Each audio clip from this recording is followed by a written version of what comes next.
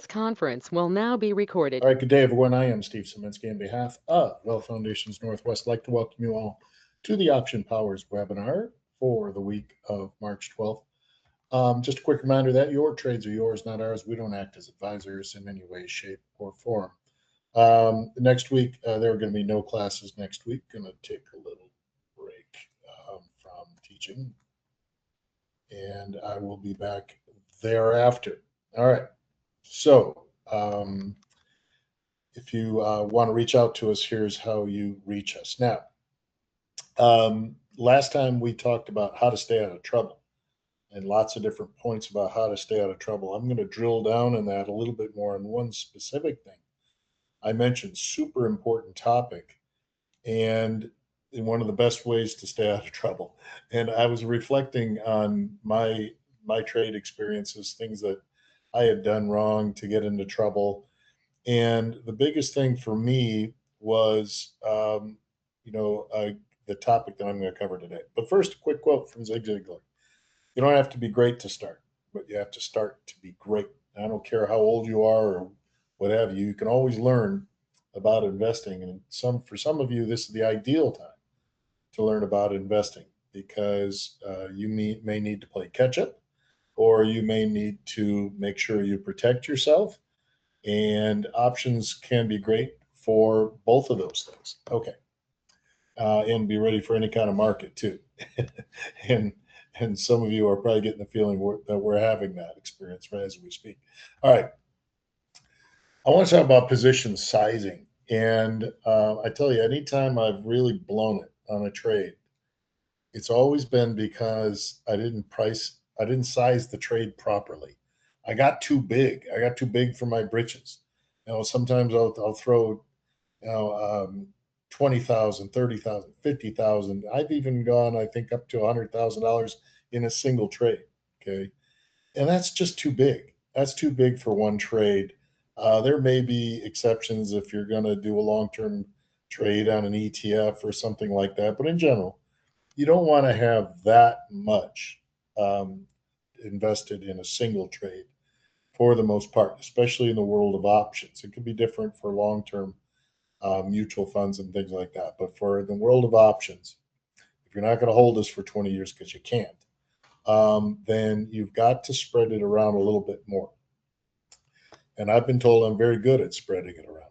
All right, so risk defined here as your theoretical risk based on your estimated loss if you hit your stop.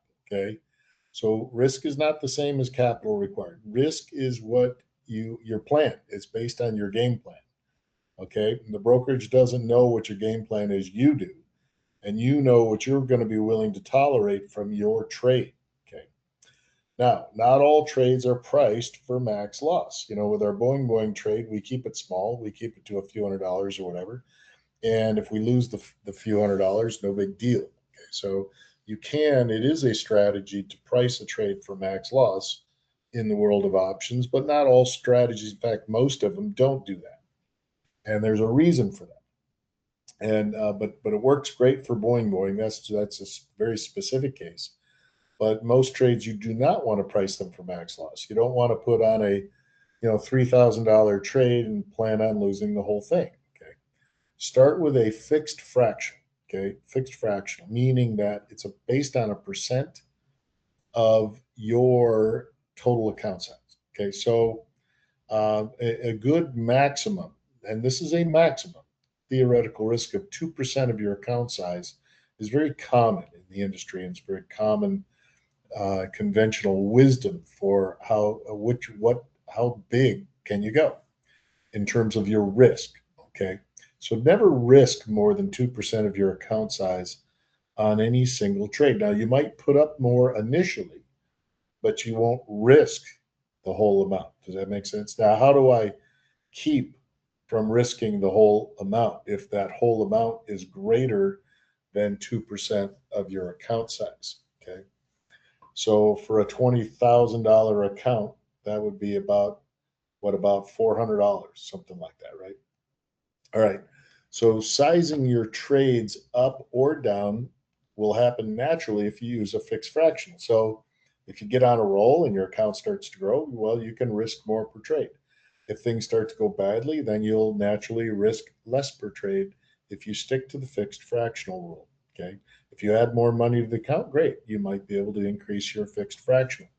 If you take some money out, you should reduce your fixed fractional. Okay.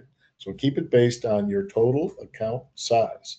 Or if you have more than one account, it's going to be based on, you can do it individually per account, or you could do it based on your total.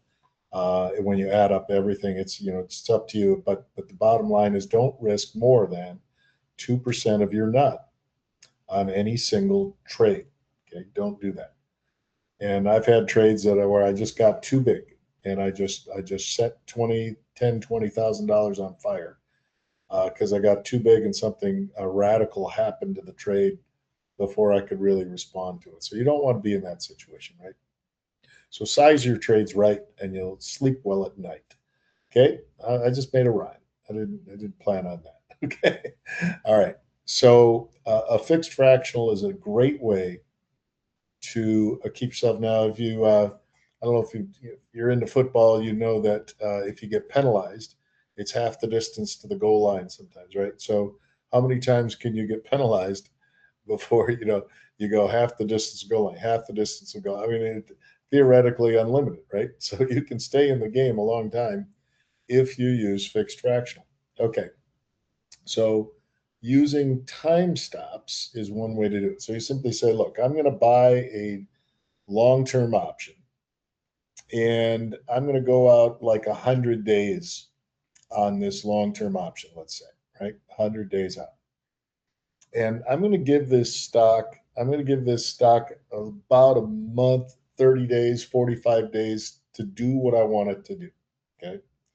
And if it doesn't do what you want it to do inside, give it a chance. Okay. Stocks are not at your command, but give it a chance. Give it some time, a few weeks. And if it doesn't do what you want to do in a few weeks, pull the plug. I mean, that is one way. That's called a time stop. So I'm going to give it so much time, and that's it. And that will guarantee that you won't be risking the whole amount of the option. Okay. Another way to do this is max loss trade stop. So if your trade is, let's say you put on a trade for $2,000, but the most you're willing to risk is $400, right? So if the value of that trade drops from 2,000 down to 1,600, you will automatically stop out. Okay, so you're not going to allow yourself to lose more than your fixed fractional. Okay, you can also use underlying key level stops, such as using the underlying stock as your guide. So if it breaks below this key level, whether that's a recent low or a recent high or a moving average or breaks out of a range or something goes wrong where you hit what you call your uncle point, where you're going to cry uncle and you're not going to allow yourself to stay in this trade anymore, then you can basically stop out that way too. Okay, and so all of those can help you avoid the risking the total cost of the trade that you put up initially. Okay, does that make sense? So risk is different from cost. Okay, risk is what you're willing to actually risk.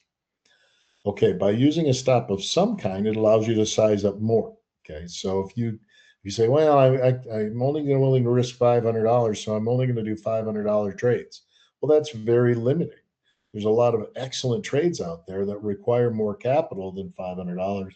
So you don't have to limit yourself. And by being able to size up more, you can get outsized profits with a reasonable amount of risk. And so amateurs tend to do that. They'll buy a put or a call, slap it on there, let it ride, and they'll either lose the whole thing or they'll make money.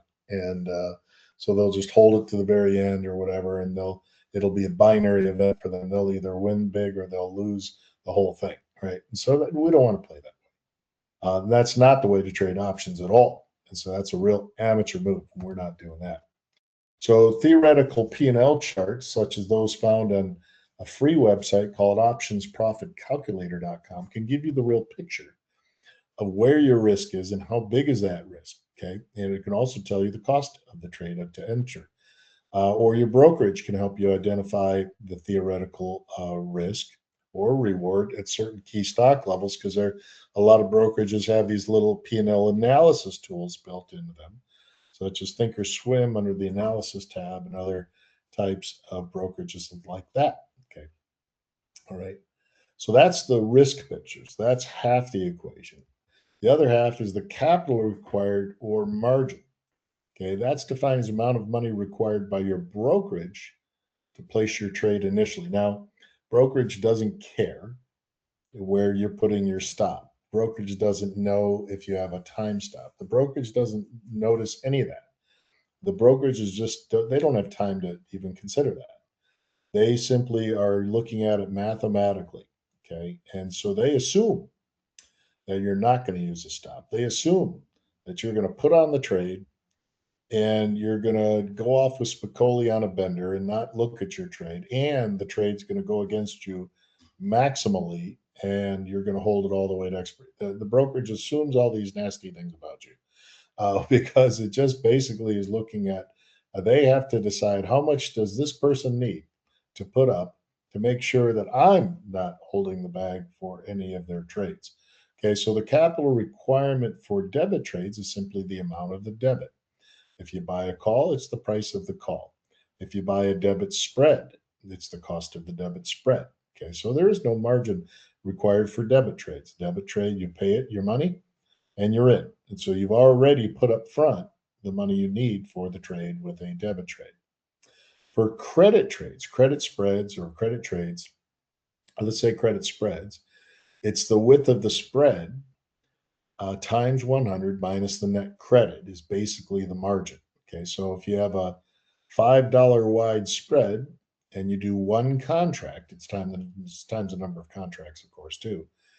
And if you have a $5 wide credit spread, and then that's going to be $500 worth of risk minus whatever credit you took in. So if you took in a $1 credit on a $5 wide credit spread, you're going to have $4 of capital required or margin times 100 per share. So $400 total.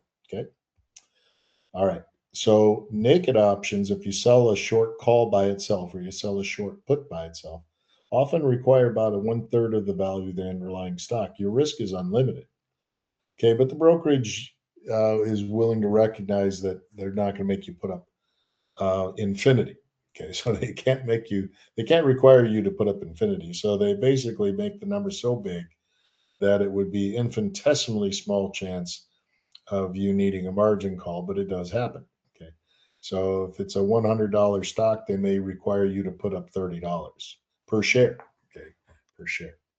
All right, and so if you modify the trade, the margin requirements can change. Okay, so if you widen your spread, if you if you move your short, roll your short such that you've changed the trade. Um, if you were in a call calendar spread and you rolled your short below the long, you're going to incur some margin. So the margin requirements can change as you go, right? So and so the don't worry, the brokerage will be watching it for you. And so just be aware of the potential changes in margin requirements. If you're asked to add money to your account to cover these changes, yeah, it's called a margin call. Now, if you use borrowing leverage, that's also called margin. You can, for example, buy twice as many shares as cash you have, and the brokerage will consider that you're using let's say you buy 200 shares and you don't have enough money to buy 100 shares. Well, brokerage would consider the first 100 shares as collateral to allow you to buy another 100 shares. And that works great for everybody as long as the stock goes up. But if that stock drops too much, the broker will get uncomfortable and say that those depleted shares no longer serve as collateral for the other depleted shares. And so they will come knocking on your door and ask you to put more money in the account. Margin calls can cause rapid declines in, and they can cause crashes, mini crashes or big pullbacks if because a rapid drop in the stock price could trigger lots of margin calls. So remember, the cost of your trade initially is not what you plan to risk unless you price it for max loss intentionally. And, and there are cases where you'll do that. Again, theoretical P&L charts or models can define for you the capital requirements, or oftentimes the broker will tell you up front when you place your trade. And it also can show you your buying power. You'll see your buying power in your account. And if your buying power starts to dwindle, or you can see by how much your buying power went down, and that also will help you know how much margin was required for that trade. This is especially helpful for complex setups. If you start doing things like broken wing, unbalanced butterflies, that sort of thing, it can get a little bit complex. So it's using these tools at your brokerage or optionsprofitcalculator.com are all things that can help you stay within your means. On behalf of Wealth Foundations Northwest, it has been my pleasure to have been your coach today. And again, I invite you to reach out to me if you would like to do more together. One on one mentoring, learning option, whatever you want to do. Okay. We'll see you next time. Take care. Bye bye.